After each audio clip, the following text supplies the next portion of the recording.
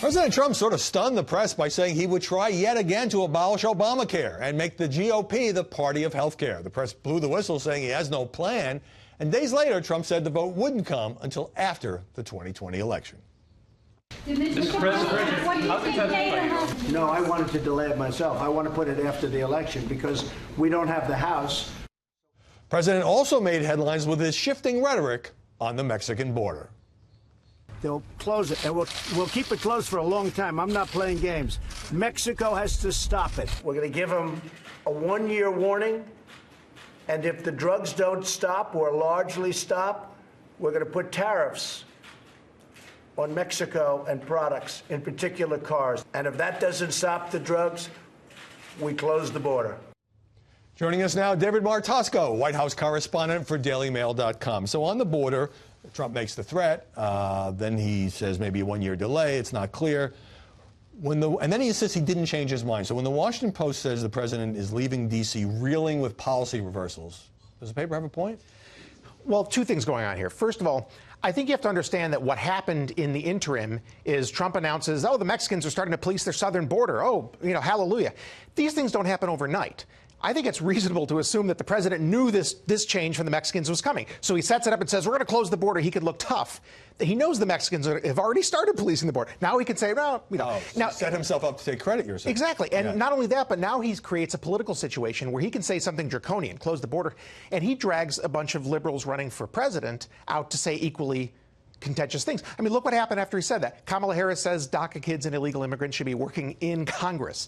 Gavin Newsom talks about creating a sanctuary state. And Beto O'Rourke says that illegal immigrants jumping the border is good for the safety of El Paso. Now he's got something to run against. Let's look at the press performance on Obamacare, because the president came out and he joined his administration supporting this suit to get rid of Obamacare without a replacement. The press was right. Mitch McConnell and Republicans, privately and publicly, said, don't do this. Don't saddle us with this.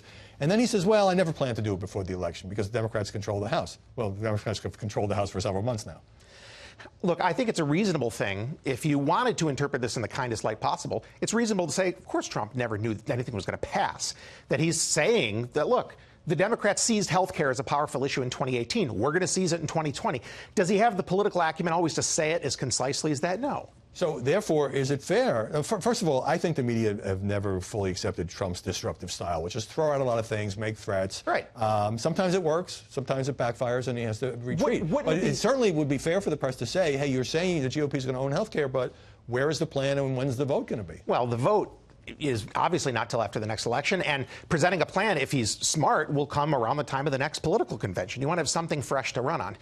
But I think the broader point here, to the point of why you do your show, wouldn't it be interesting and refreshing if every newsroom in Washington had a few people, or maybe half the people, whose nature was to think the way the president thinks and present counterarguments for some of these things and say, maybe we should present this in addition to that? I think that's a good idea. Now, some of the president's statements recently, I don't know why he said wind turbines cause cancer. There's no evidence of that. But leaving that aside, he got dinged by the press for pronouncing origin as oranges and also saying his father was born in Germany, not just of German heritage.